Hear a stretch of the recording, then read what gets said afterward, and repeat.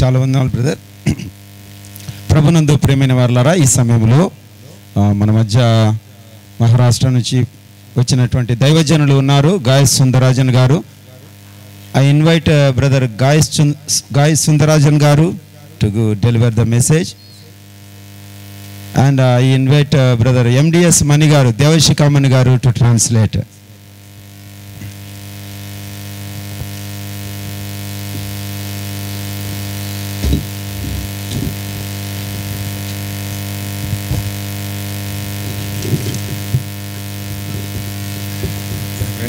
చదవండి.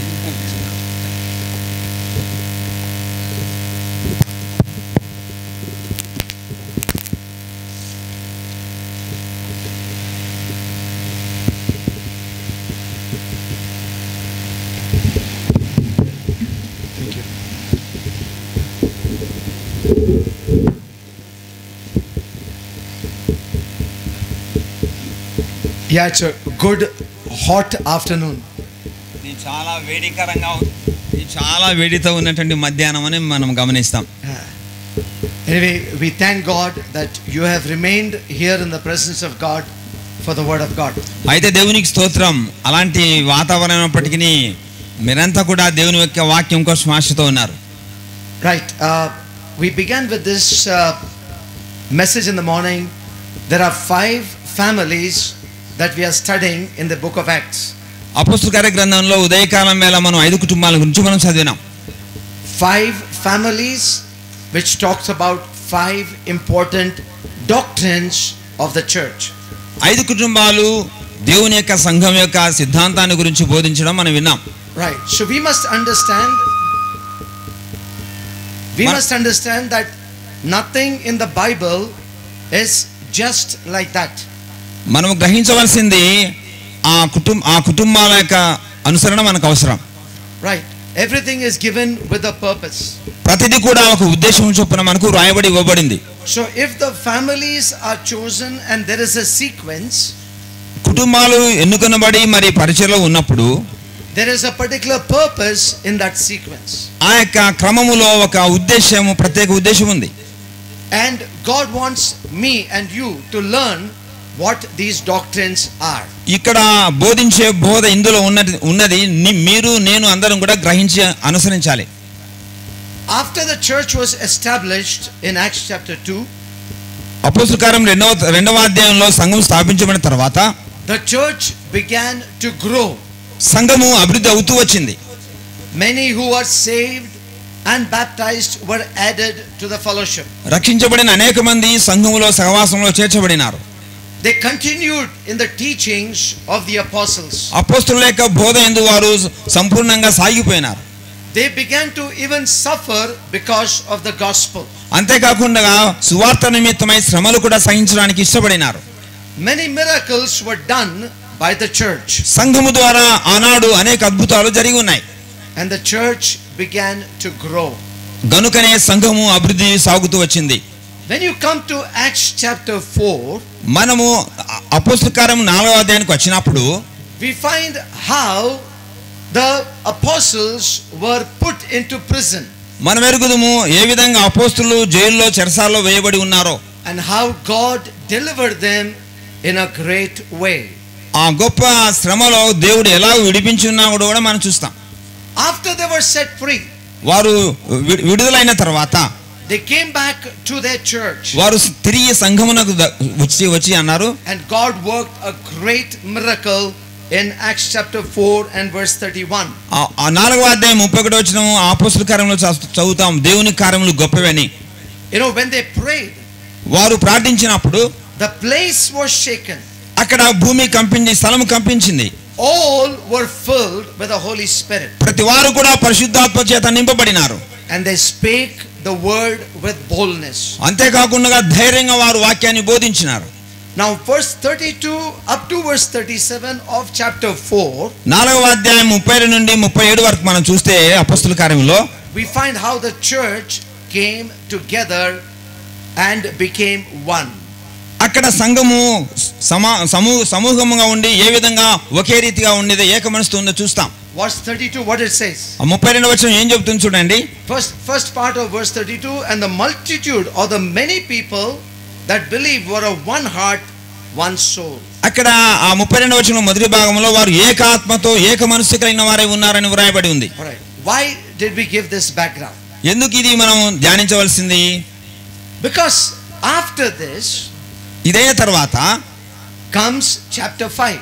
5వ అధ్యాయానికి వస్తాం. అక్కడ And in chapter 5 there is a family of Ananias and Sapphira. అక్కడ ఒక కుటుంబం అననీయ సప్ఫీరాల కుటుంబానికి కనబడుతుంది 5వ అధ్యాయంలో. They were a part of the born again believers. వారు తిరిగి జన్మించినటువంటి విశ్వాసులుగా క్రైస్తవులుగా ఉన్నారు అక్కడ. They were a part of the church that was filled with the Holy Spirit. పరిశుద్ధాత్మతో నింపబడిన సంఘంలో వారు కూడా ఒక భాగంగానే ఉన్నారు అక్కడ. They were a part of God's great miracles that were being done. అక్కడ దేవుడు జరిగించిన అద్భుత కార్యాల్లో కూడా వారు భాగస్థులై ఉన్నారు. But what happened? అయితే ఏం జరిగింది?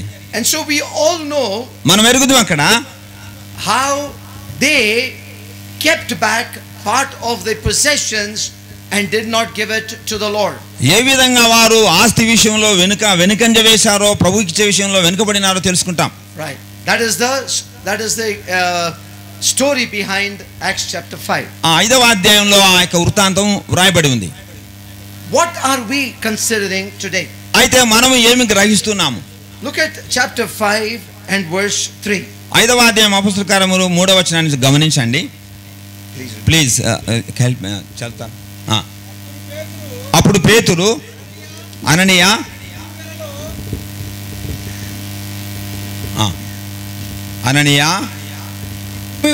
ఈ భూమి వేళలో నీ భూమి వేళలో కొంత దాచుకొని పరిశుద్ధాత్మను మోసపుచ్చుటకు సాతాను ఎందుకు నీ హృదయమును ప్రేరేపించును? అది నీ యొద్దనున్నప్పుడు నీదే కదా అమ్మిన పిమ్మట అది నీ వశమై ఉండలేదు.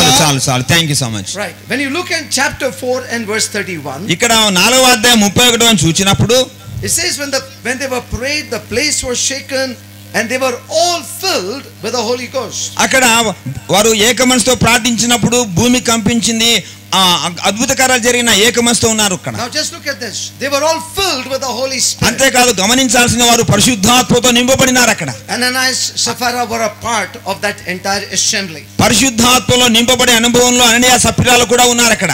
They were there listening to the word of God. వారు దేవుని యొక్క వాక్యాన్ని వింటూ ఉన్నారు. They were there when the apostles came back and were telling about the sufferings they've been through. వారు విన్నారు, అపోస్తలులు వచ్చి శ్రమలు ఏ విధంగా వారికి జరిగిన వివరమంతా కూడా గ్రహించినారు. They were there when the prayer was going on. అక్కడ ప్రార్థన సాగుతూ ఉంది అక్కడ. Now what is Peter telling Ananias? అయితే పేతురు అన్నయ్యతో ఏమన్నాడు? Peter said, Ananias, why has Satan filled your heart to lie to whom? To the Holy Ghost, to keep back part of the price of the land. అననీయ పరిశుద్ధాత్మ మిమ్మల్ని ఎందుకు మోసగించినాడు ఈ ఆస్తి విషయంలో అన్నాడు అక్కడ. Just look at that. Chapter 4 verse 31, they were filled with the Holy Spirit. గమనించండి 4వ అధ్యాయం 31వ వచనంలో అననీయ సప్ఫీరాలు కూడా ఆత్మ చేత నింపబడిన అనుభవం ఉంది అక్కడ. Chapter 5 verse 3, they were lying to the Holy Spirit. అయితే 5వ అధ్యాయం 3వ వచనం వచ్చినప్పుడు పరిశుద్ధాత్మ విషయంలో వారు అబద్ధమాడుతున్నారు. Why has this happened? ఎందుకు ఇలాగ జరిగింది? Is it happening today? అది ఇప్పుడు కూడా జరుగుతుందా? Is it happening in my life? లేక నా జీవితంలో ఏమైనా జరుగుతుందా? Is it happening in your life? నీ జీవితంలో అలాగ జరుగుతుందా? Is it happening in our families? లేక మన కుటుంబాల్లో ఇలాంటి అబద్ధాలు ఆడేటువంటి జీవిత విధానం ఉందా? Is it true or not? ఇది సత్యమా కాదా? And beloved, it is true. ప్రియులారా ఇది సత్యం. Right. Let's turn to Ephesians chapter 4. ఎఫెసీ పత్రిక 4వ అధ్యాయానికి వస్తాము. Here is a very good church that Paul is writing to. ఇక్కడ పౌలు రాసినటువంటి సంఘము చాలా మంచి సంఘం. Right. Ephesian church is one of the best churches that has good character. సంఘములన్నింటిలో కూడా ఎఫెసు సంఘము చాలా చాలా మంచి సంఘము. But while writing to such a church, అలాంటి సంఘానికి పౌలు రాస్తున్నాడు. you know, in chapter 1 he's talking about the gift of the Holy Spirit, the promise of the Holy Spirit. పరిశుద్ధాత్మ వరముల గురించి మొదటి అధ్యాయంలో అక్కడ వ్రాయబడి ఉంది. Chapter 1 verse 13. 1వ అధ్యాయం 31వ వచనంలో You're sealed with the spirit of promise. మీరు పరిశుద్ధాత్మ వాగ్దానం చేయబడిన పరిశుద్ధాత్మ చేత ముద్రించబడితే అన్నాడు అక్కడ.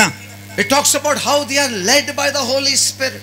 ఆలోచించాలి వారు పరిశుద్ధాత్మ ద్వారా ఏ విధంగా నడిపించబడినారో. But the same church, అదే సంఘం అయితే look at chapter 4 and verse 30. 4వ అధ్యాయం 30వ వచనాన్ని ఎఫెసీ పత్రిక చూడండి ఒకసారి అట్లా.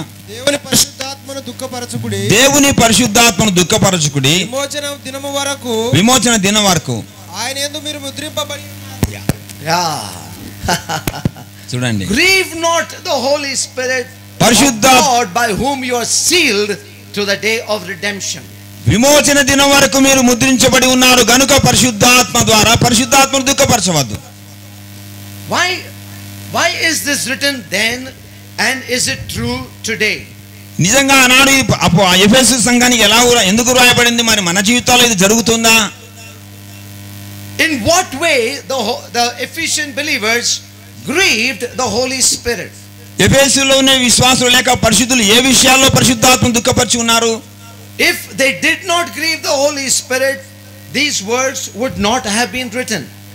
పరిశుద్ధాత్మను వారు దుఃఖపరచకపోతే ఈ వాక్యం మనకు రాసి ఉండేవాడు కాదు. Now the secret to all this is in chapter 5 of Acts of the Apostles. ఈ రహస్యం అంతా కూడా అపోస్తల కార్యం గ్రంథం 5వ అధ్యాయంలో మనం చూస్తాం. What was the problem? సమస్య ఏమొచ్చింది అక్కడ? So in Acts chapter 5 we find Ananias and Sapphira both are dead. అయితే దాని ఫలితంగా వారు అబద్ధమాడిన ఫలితంగా అననీయ సప్ఫీరాలు అక్కడే మృతి చెందినారు. Can a born again believer die like this? నిజంగా తిరిగి జన్మించిన విశ్వాసి ఇలాగ చనిపోతాడా? Can a person lose the salvation? అలాంటి వ్యక్తి రక్షణను కోల్పోతాడా?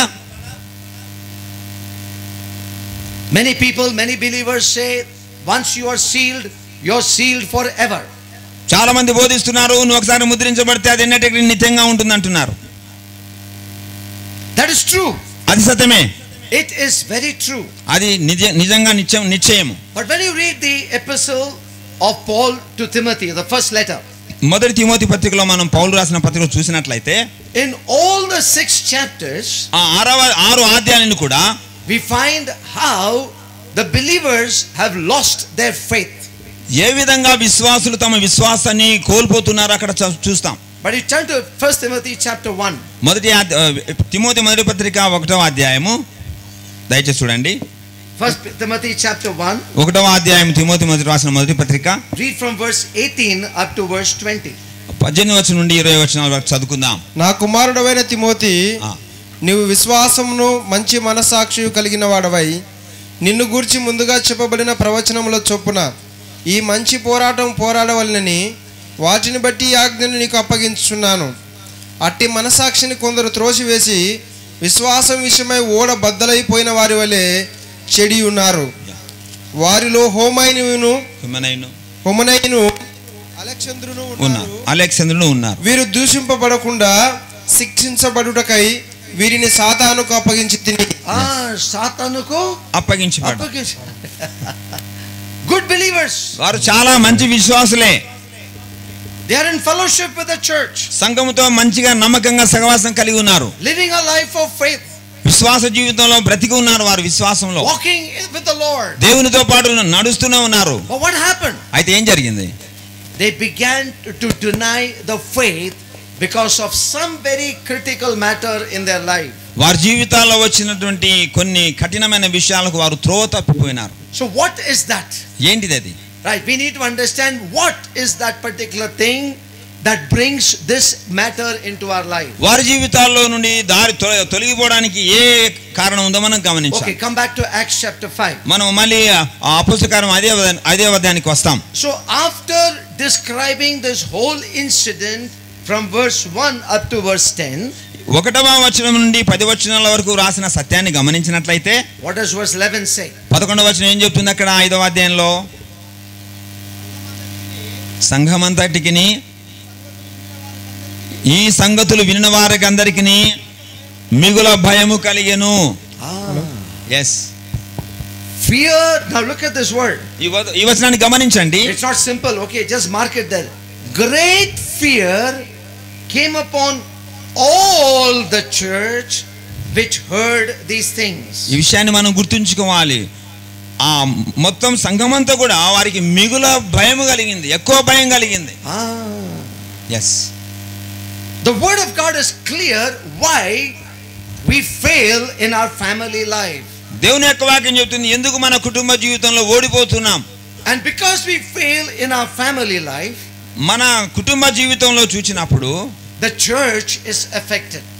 సంఘం యొక్క ప్రభావం కూడా అక్కడ ఉంది. What is that element? ఆ యొక్క సంగతి ఏంటిది? It is the fear of God. అక్కడ దేవుని యొక్క భయం అనేటువంటి విషయం చూస్తాం. The Bible is saying great fear.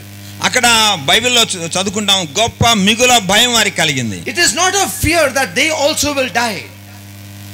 వారు కూడా చనిపోతారు. అది భయం కాదు అక్కడ. That is not that fear. చనిపోతామనే భయం కాదు అక్కడ. But when they saw the judgment of God, దేవుని యొక్క తీర్పును వారు చూచినప్పుడు అక్కడ మిగుల భయపడుతున్నారు. when they saw God working his own will, అక్కడ దేవుడు తన యొక్క చిత్తాన్ని తన ఉద్దేశాన్ని కార్యాన్ని నెరవేరుస్తున్నాడు. when God was working in the midst of the church, దేవుని యొక్క సంఘములో దేవుడు కార్యం జరిగించుచుండగా then people understood that there is something missing in the church. ప్రజలు విశ్వాసులు గ్రహించాలి ఏదో కొంత పొరపాటు ఉందని. What is missing in the church? సంఘములో ఏది లోపం ఉంది అక్కడ? The fear of God. దేవుని భయము లేదు. Yeah, so we know so much about the fear of God. Many times we think we know much about the fear of God. It is good. దేవుని గురించిన భయము అనేది మనకు అర్థమైంది. భయపడతారు కానీ It is good. అది మంచిదే. There's no problem. అక్కడ సమస్య అయితే లేదు. But we need to understand the doctrine related to the fear of God. అయితే ఇక్కడ ఈ యొక్క బోధలో దేవుని యొక్క భయం అనేది మనం అర్థం చేసుకోవాలి. When you look at the Old Testament, పాత నిబంధన గ్రంథాన్ని మనం చూస్తే I just want to talk about 3 important things. 3 ప్రాముఖ్యమైన విషయాలు మాట్లాడుకుందాం. Abraham walked with God very closely. Abraham దేవునితో చాలా సన్నిహితంగా నడిచినాడు. Abraham was a man who obeyed God immediately. వెంటనే అబ్రహాము దేవునికి లోబడిన వాడుగా చూస్తాం. విధేయుడుగా ఉంటాడు. When Abraham lost his faith, God brought him back. విశ్వాసాన్ని కోల్పోయినప్పుడు వెనుకబడినప్పుడు దేవుడు తిరిగి తీసుకొని వచ్చినాడు అబ్రహామును. Why? ఎందుకు? God loved Abraham. దేవుడు అబ్రహామును ప్రేమిస్తున్నాడు. God could trust Abraham. దేవుడు అబ్రహామును నమ్మినాడు. అక్కడ God could talk to Abraham like a friend. ఒక స్నేహితుడితో మాట్లాడినట్టు దేవుడు అబ్రహాముతో మాట్లాడినాడు.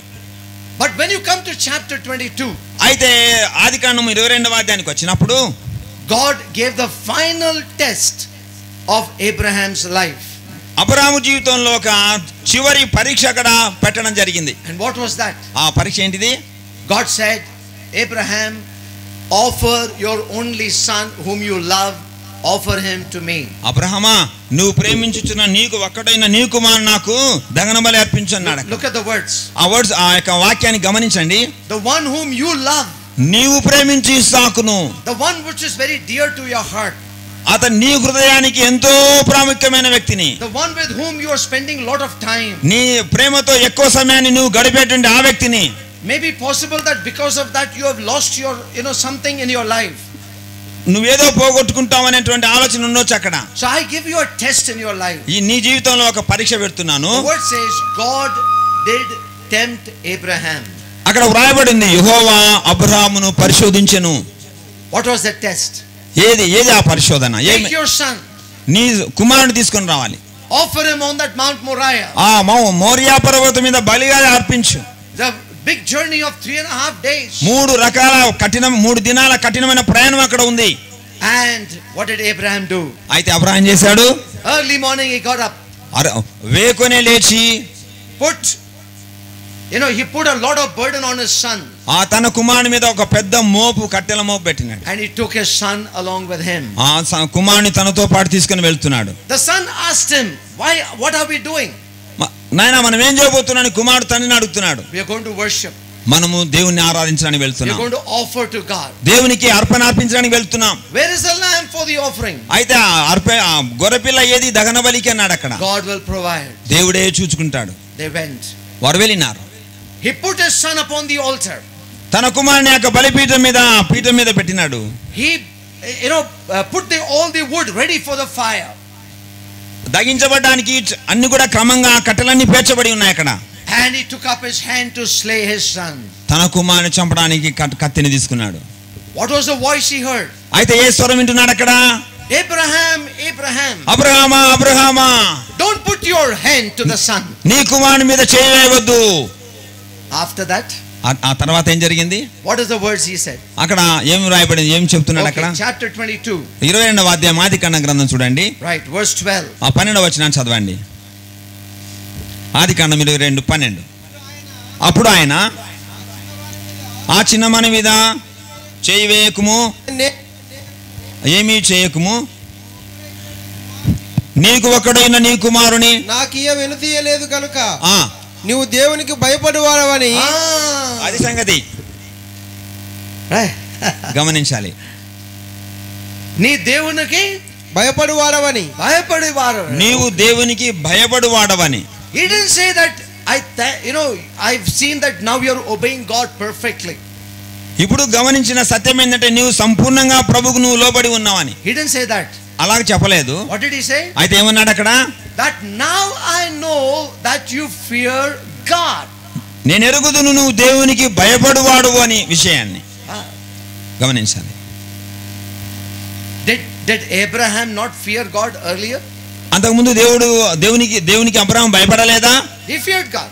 భయపడినాడు, దేవునికి భయపడినాడు. He was fearing God. వాడు ఆయన భయపడుతూనే వస్తున్నాడు Abraham. But when it comes to the test of the true thing in your life, అయితే నీ జీవితంలో కూడా అది ఎలాగ బయటపడుతుందంటే భయపడడం that will show whether you truly fear or not. అదే మనకు బోధిస్తుంది నువ్వు నిజంగా దేవునికి భయపడుచున్నావా లేదా అని. He loved Isaac. అబ్రహాము ఇస్సాకును ఎంతగానో ప్రేమించినాడు. Isaac. Isaac He played with him.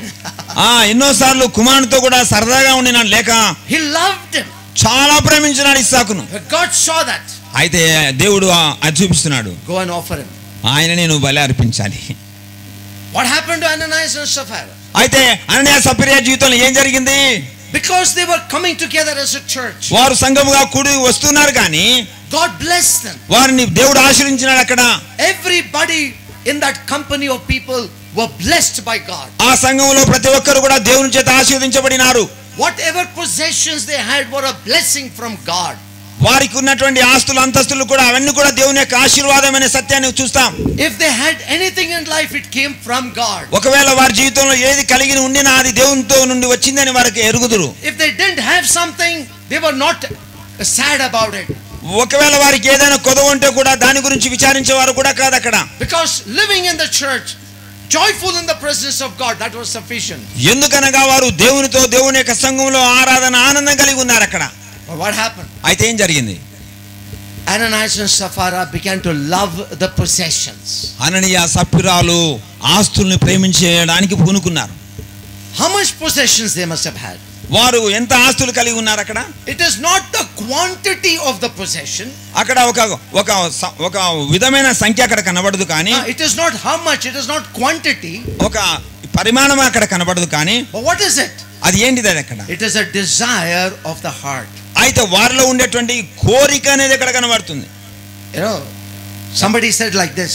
ఒకరు ఈ విధంగా అన్నారు, Maybe they had around, in today's currency, it must have been about 10 lakh rupees. ఒకవేళ అనుకుందాము ఈ దినాల్లో మరి ఆ రూపాయలతో పోలిస్తే 10 లక్షలు అనుకుందాం. Maybe. అనుకుందాం అలాగున్నాం. Right. Okay. How he made that calculation, he doesn't know. ఆయన ఏ విధంగా దాన్ని మరి సంఖ్య చేసినాడో మనకు తెలియదు కానీ, But in today's currency, it may be 10 lakhs. ఈ దినాల్లో కరెన్సీ అయితే 10 లక్షలు అవుతుందని ఒక లెక్క వేశారు. Now, when he gave to the apostles, అపోస్తుల పాదములో పెట్టేటప్పుడు now it says here in verse 2, ఈ 2వ వచనంలో రాయబడి ఉంది. Acts chapter 5 verse 2, అపోస్తుల కార్యములు 5వ అధ్యాయం 2వ వచనంలో, he kept back part of the price. ఆ వెలలో కొంత వెనక్కి తీసుకొని దాచుకొని అని ఉంది. Now try to understand, it is not saying he kept back 50%. అక్కడ గమనించాలి, సగం తీసుకున్నాడని రాయబడలేదు కానీ అక్కడ It is not saying 50%. సగం తీసుకున్నాడని రాయబడలేదు అక్కడ. It is not saying 10%. లేదా ఒక 10వ రాయబడలేదు అక్కడ. It is generally understood he kept back something. సాధారణంగా అర్థం చేసుకోవాలి, ఏదో కొంత దాచుకున్నాడు. But what was in his heart? ఆయన హృదయంలో ఏమి దాగి ఉంది అప్పుడు? He loved his possession. తన యొక్క ప్రభువు కంటే కూడా ఈ యొక్క ఆస్తిని అక్కడ ప్రేమిస్తున్నాడు. So what happened? అయితే ఏం జరిగింది? And that is where our main doctrinal aspect is. అక్కడ ఈ యొక్క సిద్ధాంతపరమైన విషయాన్ని మనం గమనించాలి. The fear of God was not in his life. దేవుని యొక్క భయం ఆయన హృదయంలో లేదు గనుక He did this very, great mistake. చాలా గొప్ప తప్పు చేశాడు అక్కడ అననీయ. It might be even 5% that he kept back. ఒకవేళ 5% కావచ్చు ఆస్తులంతా కూడా. 95% he must have given. 95% ప్రభుకి ఇచ్చినా కూడా అక్కడ. But what did God say? అయితే దేవుడు ఏమన్నాడు అక్కడ? What God's law is God's law, right? దేవుని యొక్క చట్టమైన మార్పు ఉండదు అక్కడ. You look at chapter 4. 4వ అధ్యాయం దయచేసి చూడండి అక్కడ. Right. Verse 34. 34వ వచనం. అపోస్తలుల కార్యం 4:34. భూములైనను ఇండ్లైనను కలిగిన వారందరూ వాటిని అమ్మిన వాటి వెల తెచ్చి అపోస్తుల పాదముల పెట్టుచూ వచ్చిరి. వారు ప్రతి వానికి వాని అక్కర కొలది పంచిపెట్టిరి గనుక వారిలో ఎవనికి కొదవలేకపోయేను. Look at verse 35. 35వ వచనం కూడా sir. 35, right. So what does it say that? Nobody had any need in their lives. వారికి సర్వసమృద్ధి ఉంది, ఏమీ కొదవలేదు అక్కడ ఆ సంఘంలో. They had much more. ఊహించిన దానికంటే కూడా ఎక్కువగా ఉంది, సమృద్ధిగా ఉంది. Why? ఎందుకు? They gave everything. వారు సమస్తము అప్పగించినారు అక్కడ. Just take it for example, he gave 95%. ఒకసారి ఆలోచించండి, అననీయ 95% ఇచ్చినా అనుకుందాము. That means out of 10 lakhs he gave 9.5 lakhs. ఉదాహరణకు 10 లక్షల్లో మరి 9.5 లక్ష ఇచ్చినాడు అనుకుందాం. How much is remaining? ఇంకా ఎంత ఉంది అక్కడ? Only 50,000. ఒక 50,000 కదా. What's a big deal? అదేం పెద్ద సమస్యనా? But because of that 50,000, అయితే ఆ వెనుక తీసినటువంటి దానిని బట్టి he lost his life. తన జీవితమే కోల్పోయినాడు. Why? ఎందుకు? What does the verse say in chapter 5 verse 3? 5వ అధ్యాయం 3వ వచనం ఏం చెప్తుంది చూడండి ఒకసారి అట్లా. అప్పుడు పేతురు అననీయ నీ భూమి వేలలో కొంత దాచుకొని పరిశుద్ధాత్మను మోసపుచ్చుటకు సాతాను ఎందుకు నీ హృదయమును ప్రేరేపించెను? The lie to the Holy Spirit is much greater than that 50,000. ఆ 50,000 కంటే కూడా చాలా చాలా గొప్పదేంటిదంటే పరిశుద్ధాత్మను మోసపుచ్చుట. Ephesians 4 verse 30. అపోస్తలుల కార్యములు 4వ అధ్యాయం 30వ వచనం చూసినట్లయితే grieving the Holy Spirit is far greater than all the good character that you might have. ప్రియులారా, మీ జీవిత కాలంలో మంచితనానికంటే కూడా పరిశుద్ధాత్మను దుఃఖపరచడం మహాపాపం. When does the Holy Spirit get grieved? ఎప్పుడు పరిశుద్ధాత్మ దేవుడు నీలో దుఃఖపడతాడు? When we don't exercise true fear of God. ఎప్పుడైతే మనము నిజమైనటువంటి భక్తిని భయాన్ని దేవుని పట్ల ప్రదర్శించమో అప్పుడు పరిశుద్ధాత్మ దుఃఖపడతాడు నీ హృదయంలో. Turn to Malachi. మలాకి గ్రంథానికి రండి. Malachi chapter 1. 1వ అధ్యాయం మలాకి గ్రంథం. The people of Israel, God did mighty miracles for them. ఇశ్రాయేలు ప్రజలు తమ జీవిత కాలంలో గొప్ప గొప్ప అద్భుతాలు చూసినారు కనులారా. Today Israel is existing only because what God has done for them. ఈ నేటికి ఇజ్రాయెలు నిలబడి ఉన్నారంటే దేవుని యొక్క కృప, దేవుని గొప్పతనం. Many people think that they are supporting the land of Israel. అనేకులు ఆ యొక్క ఇశ్రాయేలు భూమికి లేక ఇశ్రాయేలుకు మరి చేయూతనిస్తున్నారు. People are asking money in the name of Israel. Israel పేరట అనేకులు మరి ధనాన్ని ఇవ్వడం జరుగుతుంది. So many people think that because money is going that Israel is living. No. వీరిచే ద్వారా ఇజ్రాయెలు బాగుపడుతుందని కాదు అక్కడ. No. They are living because of God's goodness upon them. దేవుని యొక్క మంచితనం వారి మీద ఉన్న కారణంగా వారు జీవిస్తున్నారు నేటికి. But the same complaint God is showing then, He is showing now. అదే విషయాన్ని ఇక్కడ మనకు చూపిస్తున్నాడు. Malachi chapter 1. మలాకి గ్రంథం 1వ అధ్యాయము verse 6. 6వ వచనం చదువుకుందాం. కుమారుడు తన తండ్రిని గణపరచును గదా, దాసుడు తన యజమానుని గణపరచును గదా. నా నామమును నిర్లక్ష్యపెట్టు యాజకులారా, నేను తండ్రినైతే నాకు రావలసిన ఘనత ఏమాయను? నేను యజమానుడైతే నాకు భయపడి వాడు ఎక్కడ ఉన్నాడు అని సైన్యములకు అధిపతి యెహోవా మిమ్మును అడగగా, ఏమి చేసి నీ నామమును నిర్లక్ష్యపెట్టితిమని మీరందరూ. Okay, What is God talking to them? దేవుడు వారితో ఏ విషయాలు మాట్లాడుతున్నాడు? I have no problem with your life. మీ జీవితాలతో సమస్య లేదు కానీ, No problem. సమస్య లేదైతే Please do what you want. మీరు మీ ఇష్టం వచ్చినట్టు చేస్తున్నారు. But if I am your master, నిజంగా నేను మీ యజమానునైతే where is my fear? నాకు భయపడవాడు ఎక్కడ? In that context, please turn to chapter 4. ఆ సందర్భంగా 4వ అధ్యాయాన్ని చదువుకుందాము. Right. Before that, turn to chapter 3. 4వ అధ్యాయం 20వ వచనం చదివినట్లయితే ఇక్కడ